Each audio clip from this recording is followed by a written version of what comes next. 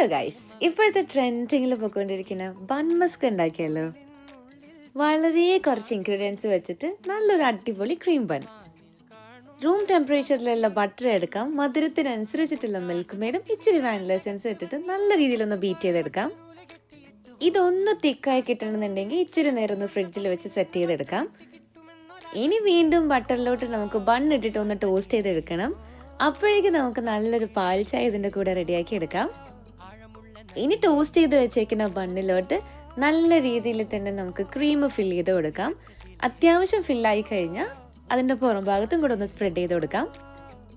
ഇനി ഇത് നല്ല പാൽ ചായയിൽ ഡിപ്പ് ചെയ്ത് കഴിക്കണമെന്നാണല്ലോ നമ്മൾ കേട്ടേക്കണേ. സിമ്പിളായിട്ട് പെട്ടെന്ന് ഉണ്ടാക്കിയെടുക്കാൻ പറ്റുന്ന ഒരു അടിപൊളി ക്രീം ബണ്ണിൻ്റെ റെസിപ്പിയാണ്.